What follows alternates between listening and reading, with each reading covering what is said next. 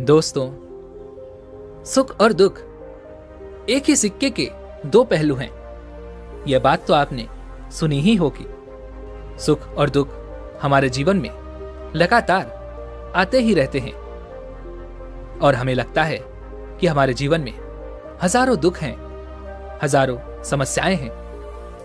लेकिन अगर आप वास्तविक तौर पर देखें, अगर आप इस बात को अच्छी तरह से समझें, तो आप ये समझ पाएंगे कि हमारे जीवन में केवल एक ही दुख होता है। और वह दुख क्या है, वो हम इस कहानी के माध्यम से जानेंगे। और उस दुख का निवारण, उस दुख का समाधान क्या है, वो भी हम इस कहानी में ही जानेंगे। तो इस कहानी के अंत तक जरूर बने रहिएगा। एक समय की बात है, एक गांव में एक व्यक्ति रहता था। उसका नाम सोनू था। वो बड़ा आलसी था और अपने जीवन से बहुत निराश था। और उसका कारण यह था कि उसने अब तक अपने जीवन में कुछ भी हासिल नहीं किया था। वह कुछ भी नहीं करता था। उसके घर वाले भी इस बात से बहुत परेशान रहते थे। वह चाहते थे कि वह बाहर जाकर कुछ अच्छा काम करे, कोई अच्छी नौकरी कर ले, लेकिन वह उनकी एक नहीं सुनता था। उसके घर वाले दूसरों का उदाहरण देकर उसे ताने मारते थे, उसे तरह तरह की बातें कहते थे, लेकिन उसे कोई फर्क नहीं पड़ता था। जबकि उसके सारे मित्र कामयाब हो चुके थे। कोई अच्छा व्यापार कर रहा था तो कोई अच्छी नौकरी कर रहा था, जिस कारण जब भी वो लोग मिलते तो वे लोग अपनी बढ़ चढ़कर बड़ाई किया करते। लेकिन सोनू कुछ नहीं करता था, जिस कारण जब भी कोई उससे पूछता कि तुम क्या कर रहे हो, तो वह कुछ नहीं कह पाता। उसे यह कहने में बहुत शर्म महसूस होती थी कि वह कुछ नहीं करता। वो हमेशा सबसे केवल एक ही बात कहता था कि मैं कोशिश कर रहा हूं। लेकिन उसकी कोशिशों का कोई भी फल किसी को नजर नहीं आ रहा था।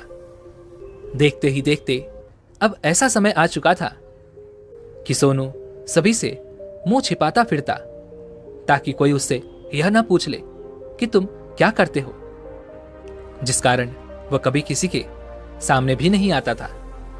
धीरे धीरे उसका मन दुखी होने लगा था। वह बहुत निराश रहने लगा था।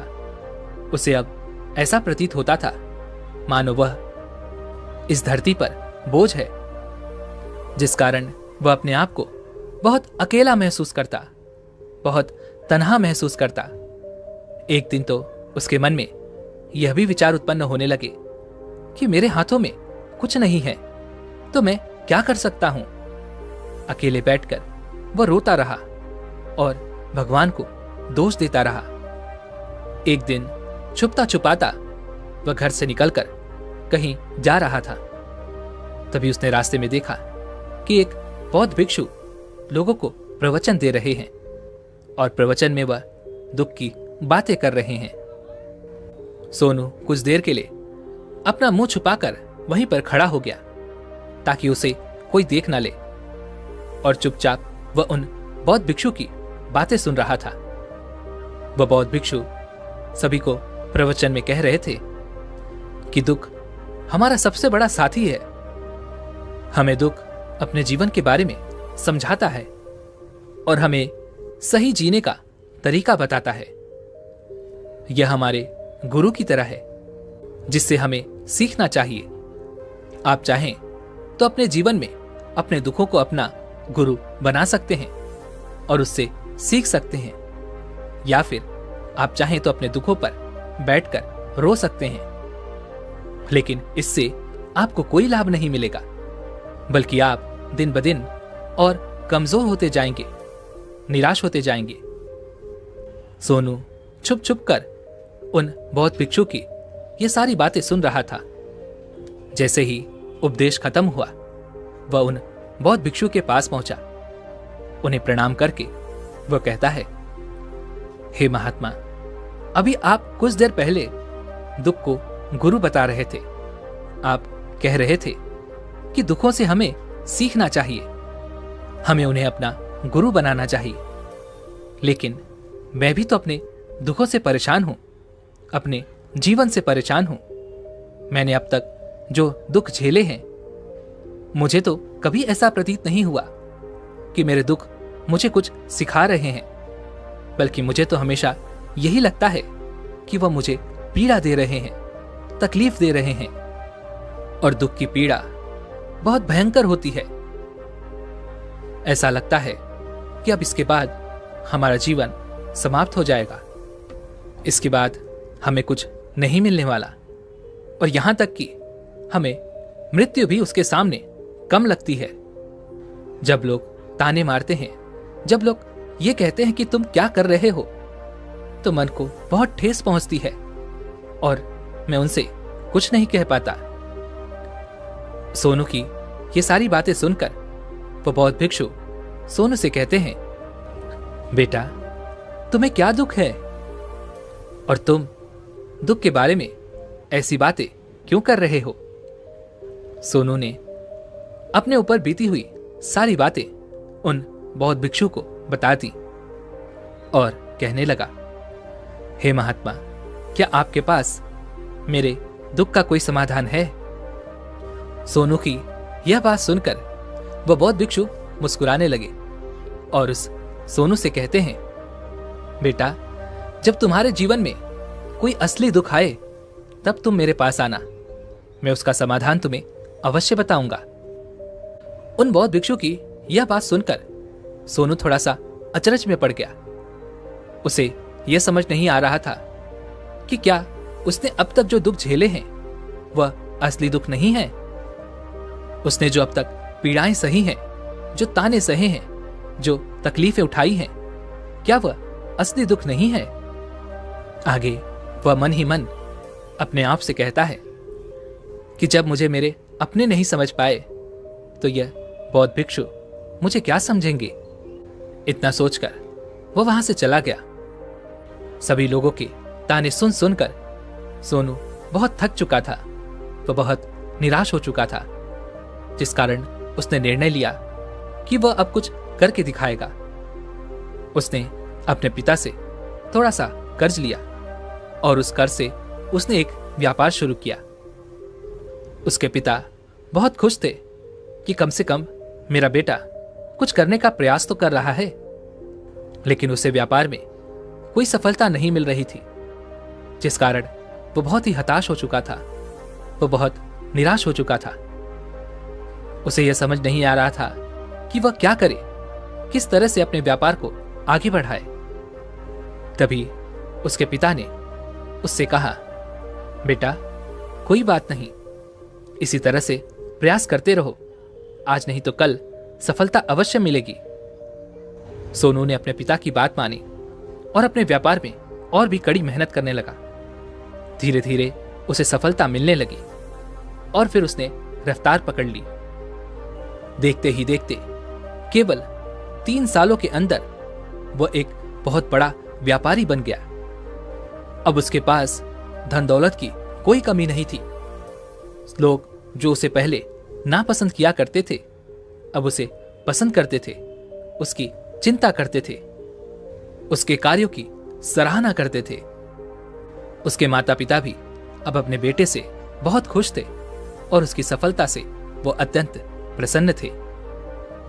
धीरे धीरे सोनू के मित्रों की संख्या लगातार बढ़ती जा रही थी।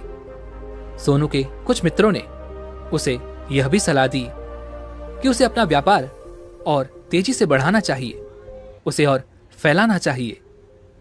जब तुम आज केवल इस नगर के सबसे बड़े व्यापारी हो, तब तुम इतना खुश हो, तुम्हारे साथ ये सारे लोग हैं। वहीं पर तुम सोचो कि जब तुम इस राज्य के सबसे बड़े व्यापारी बन जाओगे, तब तुम्हारे यहां पर लोगों की भीड़ लग जाएगी। लोग तुमसे मिलने के लिए समय निकालेंगे। यहां तक कि इस राज्य का राजा भी तुमसे मिलना चाहेगा, तुम्हारी तारीफ करेगा, और यदि कभी ऐसी जरूरत आन पड़ी तो वह तुमसे धन भी उधार लेने के लिए अवश्य आएगा। सोनू को अपने दोस्तों की यह बात बहुत पसंद आई सोनू ने सोचा कि मेरे मित्र सही कह रहे हैं, मुझे अपने व्यापार को और बड़ा करना चाहिए और फैलाना चाहिए, तभी तो हर कोई मेरे बारे में जान सकेगा, हर कोई मुझे पहचानेगा। उसने बिना देरी किए अपने समय को बिना गंवाए अपने व्यापार में और मेहनत करने लगा। लेकिन अब की बार उसके मन में धैर्य नहीं था, जिस कारण उसने कुछ अनुचित कदम उठाए ताकि उसका व्यापार जल्दी से जल्दी और बड़ा हो जाए। उसने कई लोगों से अधिक मात्रा में धन उधार ले लिया, जिससे उसके ऊपर अब काफी ऋण हो चुका था। और इतना ही नहीं, वो यहां पर नहीं रुका, उसने अधिक से अधिक मुनाफा कमाने के चक्कर में अपने माल की गुणवत्ता को भी खराब कर दिया, जिससे अब उसके माल में वो बात नहीं रह गई थी जो पहले हुआ करती थी। लेकिन वह अपने मित्रों की बात सुनता रहा, जैसा उसके मित्र कहते थे वह वैसा ही करता चला जा रहा था। यहां तक कि उसने अपने व्यापार को और भी तीव्रता से बढ़ाने के लिए अपने दूसरे छोटे व्यापारियों के खिलाफ षड्यंत्र भी रचने शुरू कर दिए, जिस कारण उसके मन में अब पहले जैसा वह सुकून नहीं था। उसे अब रातों को नींद नहीं आती थी। वह केवल एक ही विचार में लगा रहता था कि किस तरह से उसका व्यापार पूरे राज्य में फैल जाए और वह इस राज्य का सबसे बड़ा व्यापारी बन जाए, जिस कारण वह दिन रात केवल इसी मेहनत में लगा रहता कि उसका व्यापार जल्दी से जल्दी और बड़ा हो जाए। हालांकि उसके पास अब सब कुछ था, धन दौलत, अच्छा घर, गाड़ियां, नौकर चाकर, सभी सुख सुविधाएं, लेकिन उसके बावजूद भी वह उन चीजों का लाभ नहीं उठा पा रहा था, क्योंकि उसका पूरा ध्यान केवल अपने व्यापार को और उन्नति पर ले जाना था। एक दिन सोनू अपने रथ पर बैठकर एक मार्ग से होकर गुजर रहा था। तभी रास्ते में उन्हें गुरुवर का आश्रम पड़ा। यह देखकर वह उन बौद्ध भिक्षु के पास गया और उन बौद्ध भिक्षु से कहने लगा, हे महात्मा, आपने कहा था कि जब मेरे जीवन में कोई असली दुख आए तब मैं आपके पास आऊं। इस कारण मैं यहां पर आया हूं। आज मैं बहुत दुखी हूं। मैं रातों को सो नहीं पाता। मेरे पास सब कुछ होते हुए भी मैं उनका लुत्फ नहीं उठा पाता। उसने अपनी सारी बातें एक एक करके उन बौद्ध भिक्षु को बता दी। तभी वो बौद्ध भिक्षु सोनू से कहते हैं, बेटा, जब तुम पहली बार आए थे तब भी तुम बहुत दुखी थे, लेकिन तब तुमने अपने दुख से क्या सीखा था? इसके जवाब में सोनू उन बौद्ध भिक्षु से कहता है, हे महात्मा, जब मैं अपने जीवन में कुछ नहीं कर पा रहा था तब मैंने अपने दुखों से यह सीखा था कि केवल सोचने मात्र से कुछ नहीं होगा, उसके लिए हमें कुछ करना भी पड़ेगा। और केवल कोई कर्म करना ही हमें सफल नहीं बनाता, बल्कि उस कर्म को उसके अंजाम तक पहुंचाना हमें सफल बनाता है। फिर चाहे रास्ता कैसा भी हो, फिर चाहे परिस्थितियां कैसी भी क्यों ना हो, फिर चाहे कितनी ही बाधाएं आपके रास्ते में क्यों ना आ जाएं, चाहे ऐसा क्यों ना लगने लगे कि अब आपके जीवन में कुछ नहीं बचा और आप कुछ नहीं कर सकते, तब भी हौसला बांधे रखो, उम्मीद ना छोड़ो और अपने कार्य पर डटे रहो, यह सोचकर कि जब तक मैं अपने कार्य को सफल नहीं कर लेता, जब तक मैं अपने लक्ष्य तक नहीं पहुंच जाता, तब तक मैं इस कार्य को करता रहूंगा। मैं इस कार्य में अवश्य सफल होकर ही रहूंगा। जबकि बाकी लोग केवल सफल लोगों को महत्वता देते हैं, उनके कर्मों को नहीं।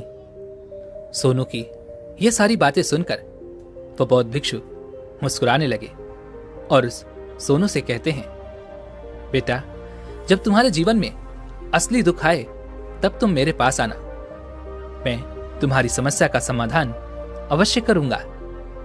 इतना कहकर वह बौद्ध भिक्षु वहां से उठकर चले गए। सोनू एक बार फिर से उनकी यह बातें सुनकर आश्चर्यचकित रह गया।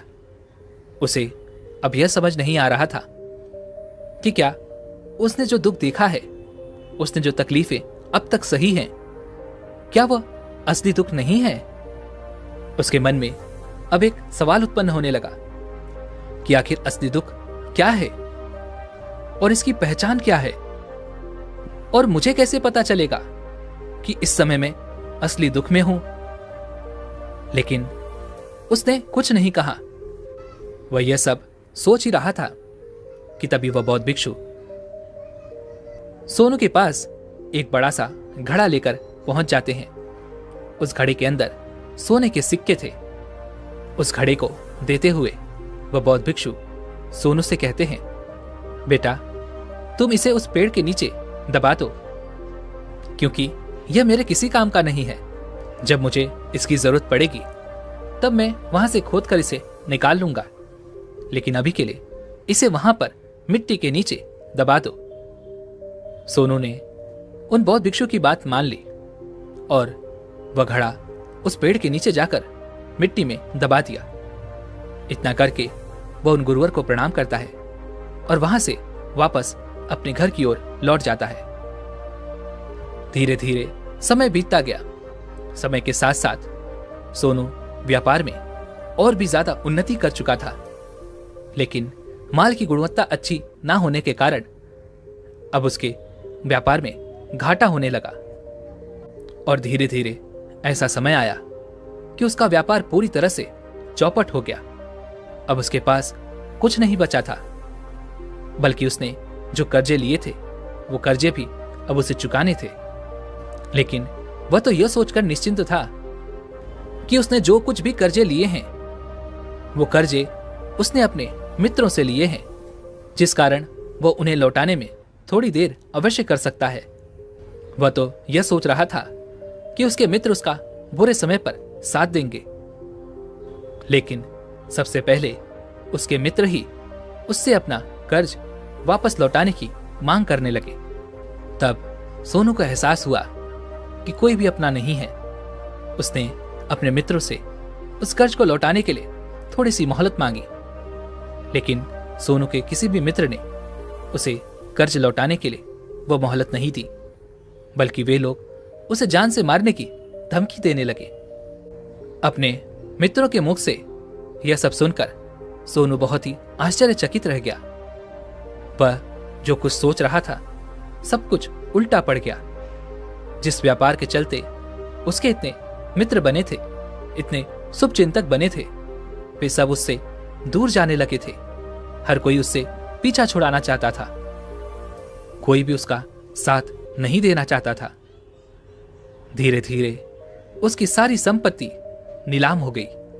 अब उसके पास कुछ नहीं बचा था। वह सड़क पर आ चुका था।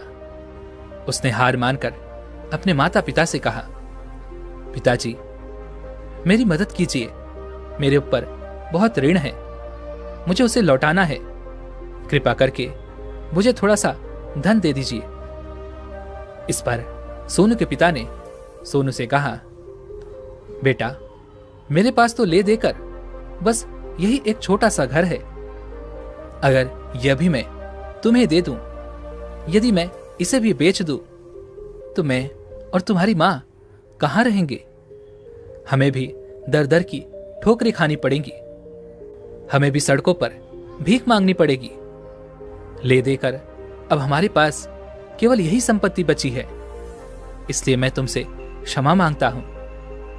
अपने माता पिता के मुख से यह सुनकर सोनू चुपचाप वहां से चला गया और मन ही मन वह यह सोच रहा था कि अब मेरे पास कुछ नहीं बचा, जो था वो तो सब लुट गया, बर्बाद हो गया। अब मैं जीकर क्या करूंगा? अब मेरे पास केवल एक ही रास्ता है जिससे मैं अपने कर्जदारों से अपना पीछा छुड़ा सकता हूं। यह सोचता हुआ वह एक ऊंची पहाड़ी की ओर पहुंचा।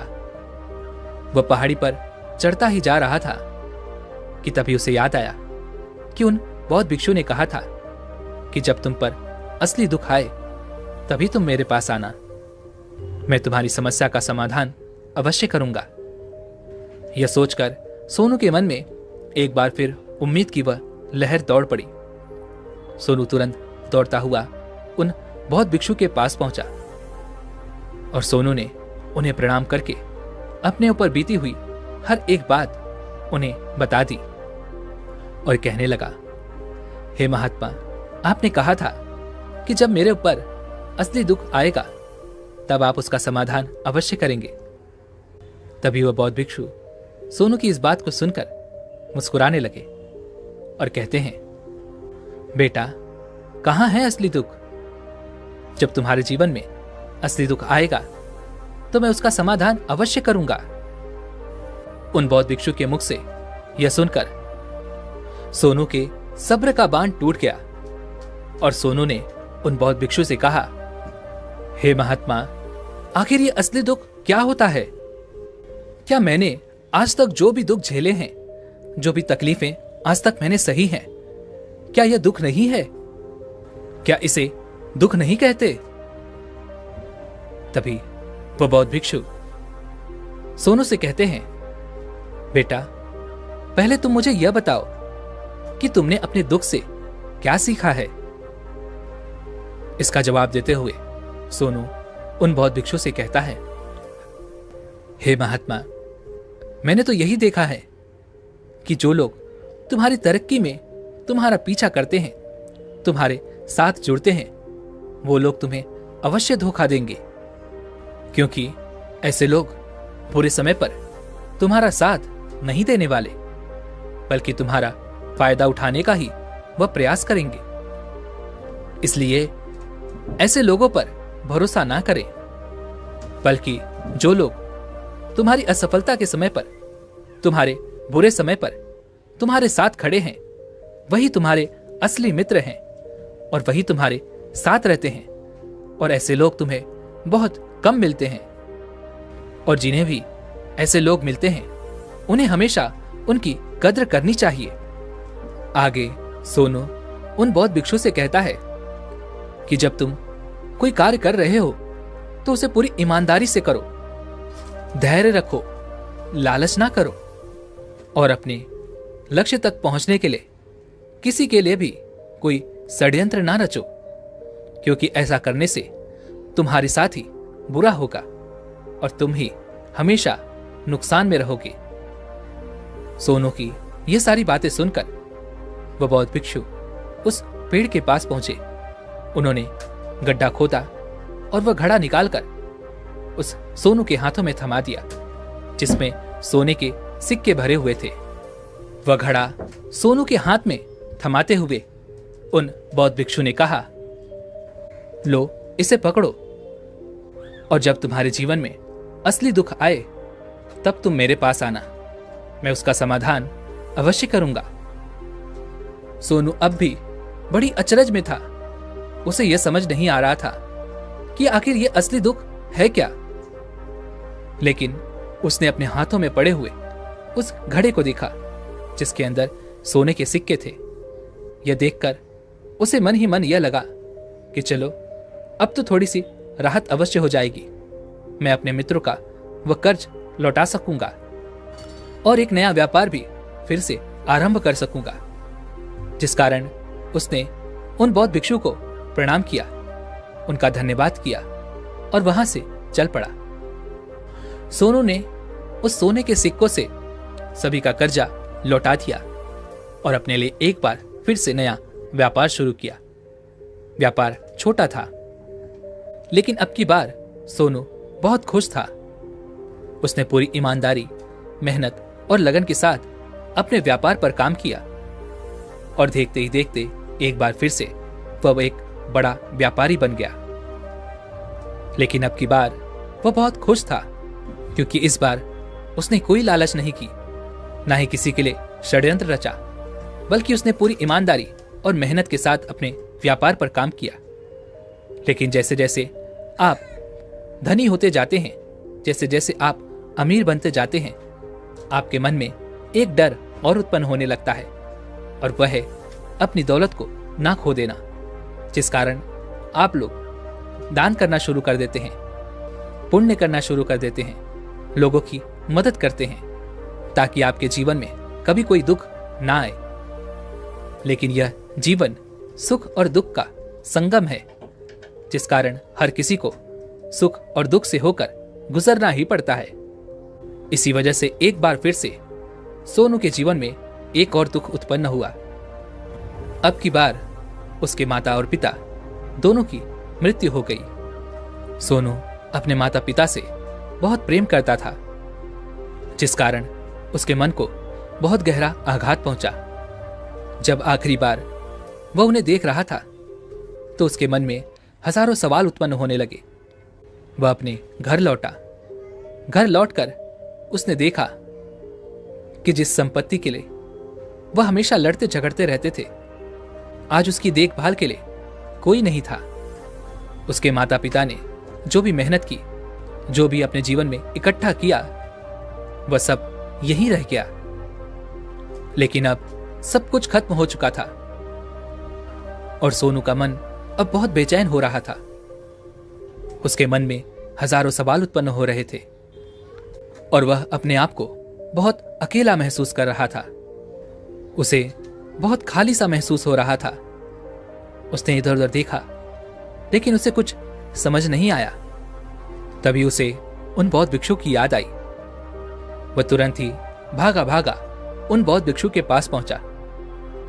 उसे देखते ही उन बौद्ध भिक्षु ने सोनू से सवाल किया और कहा, क्या बात है बेटा, क्या कोई फिर से दुख आन पड़ा है? तभी सोनू ने कहा, नहीं गुरुदेव, अब तो सब ठीक है, लेकिन आज मेरे माता पिता की मृत्यु हो गई और मैं बहुत अकेला महसूस कर रहा हूं। मैं बहुत दुखी महसूस कर रहा हूं, जैसे कुछ खाली सा, जैसे कुछ अकेलापन सा। तभी वह बौद्ध भिक्षु उस सोनू से कहते हैं, बेटा, इसमें दुखी होने वाली बात क्या है? यह तो जीवन है, एक दिन तो सभी को जाना है। यहां पर कोई भी रहने नहीं आया और ना ही कोई रहेगा। हम सब एक न एक दिन मृत्यु को प्राप्त हो ही जाएंगे और मृत्यु कब आएगी ये किसी को नहीं पता। हो सकता है कि तुम्हारी मृत्यु कल ही हो जाए या फिर आज और अभी। यह सुनकर सोनू आश्चर्यचकित रह गया। उसने उन बौद्ध भिक्षु से कहा, हे महाराज, आप ये क्या कह रहे हैं? मैं तो अभी जवान हूं और मुझे तो अभी अपनी पूरी उम्र जीनी है। मैं तो जीना चाहता हूं, कुछ करना चाहता हूं, और आप कह रहे हैं कि मैं कभी भी मृत्यु को प्राप्त हो सकता हूं। इस पर वह बौद्ध भिक्षु सोनू से कहते हैं, भंते, इस भ्रम में मत रहना कि मृत्यु केवल बूढ़ों को आती है। बूढ़ों के सामने तो उनके जवान बच्चे तक मर जाते हैं। मृत्यु कभी किसी की उम्र देखकर नहीं आती और ना ही किसी को बताकर आती है। उन बौद्ध भिक्षु के मुख से यह सारी बातें सुनकर सोनू और भी ज्यादा बेचैन हो गया और वह चुपचाप वहां से चला गया।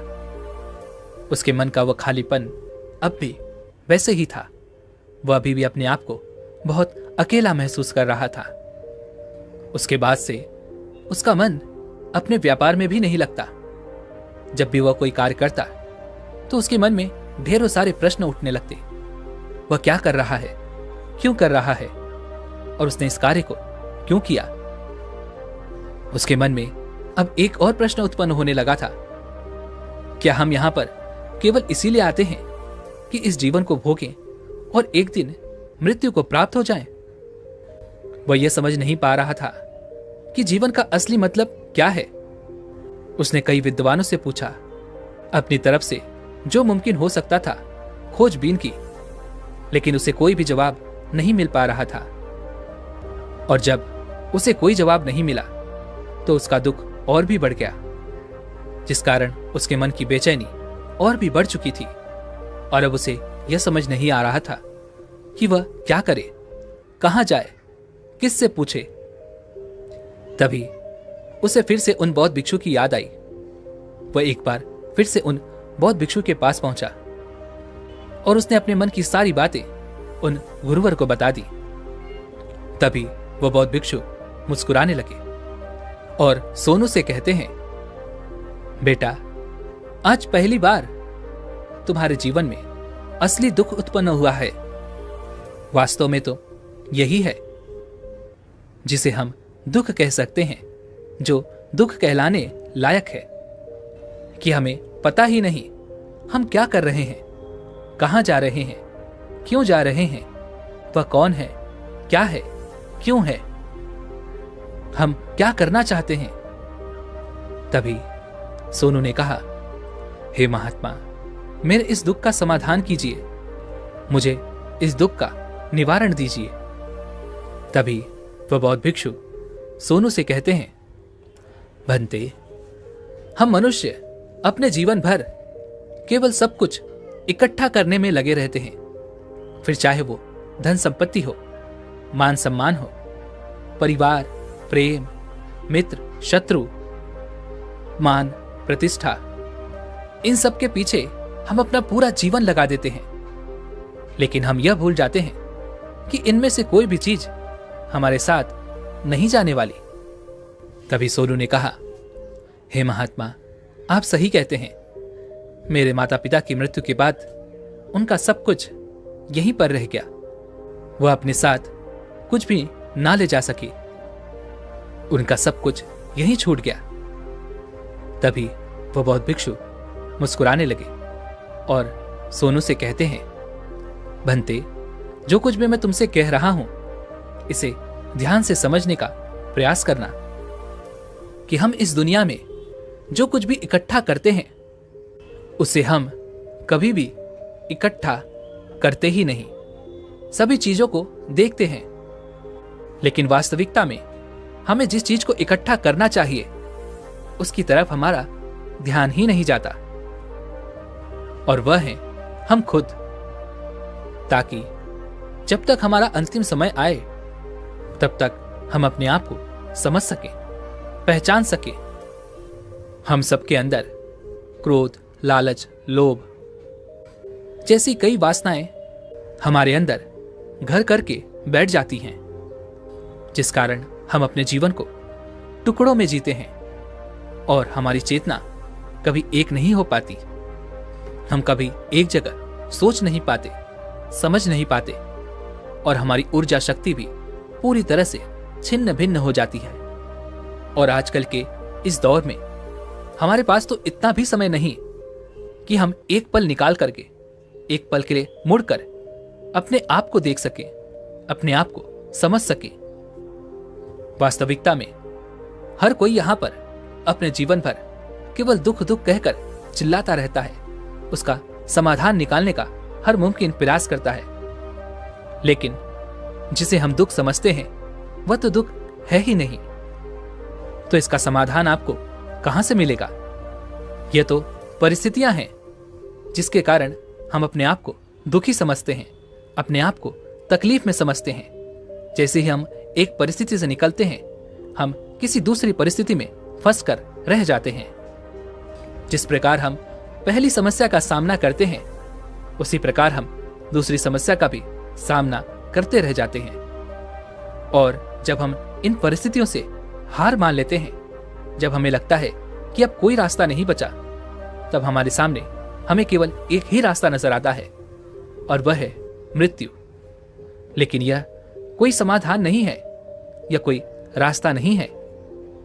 इसलिए यदि आप सचमुच अपनी समस्याओं का समाधान चाहते हैं, तो अपने आप को इकट्ठा करना सीखिए, अपनी ऊर्जा को इस संसार में वापस खींचिए, उसे एक करो और अपने ऊपर ध्यान लगाओ। मृत्यु से पहले अपने आप को पहचानो, अपने आप को जानो, अपने आप को बिखरने ना दो। तभी सोनू उन बौद्ध भिक्षु से कहता है, हे महाराज, तो क्या हमें इस जीवन को नहीं जीना चाहिए?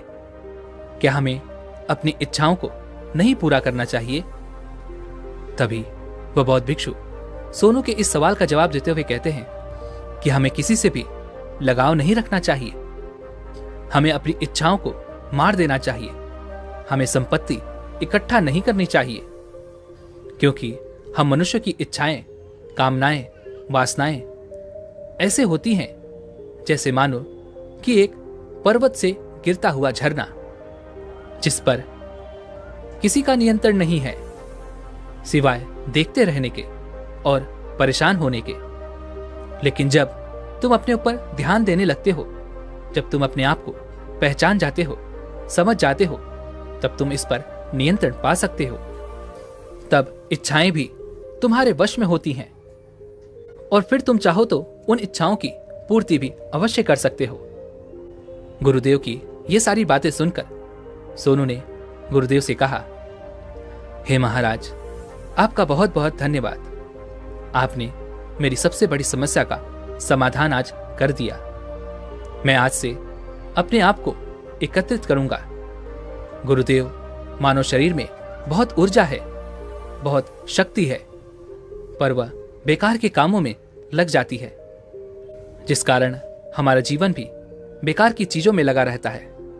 लेकिन हम कभी भी इस पर अपना ध्यान नहीं देते। हम कभी भी अपनी ऊर्जा को केंद्रित नहीं करते, अपने ऊपर कभी ध्यान नहीं देते। दोस्तों, हमारा जीवन भी कुछ ऐसा ही है। हम अपने जीवन में हमेशा अपने आप से और उस ऊपर वाले से सवाल करते रहते हैं कि हमारे जीवन में इतना दुख क्यों है। हम सभी के मन में यह सवाल तो अवश्य ही उठता है, और इसका जवाब है कि वह ईश्वर यह चाहता है कि हम अपने जीवन के अंतिम दुख तक पहुंच सके, उस गहराई तक पहुंच सके जहां पर हमें यह पता चल सके कि हमने अभी तक अपने आप को नहीं जाना, अपने आप को नहीं पहचाना। मानव शरीर के अंदर जो ऊर्जा है, जो शक्ति है, उसके बारे में हम अभी तक नहीं जानते।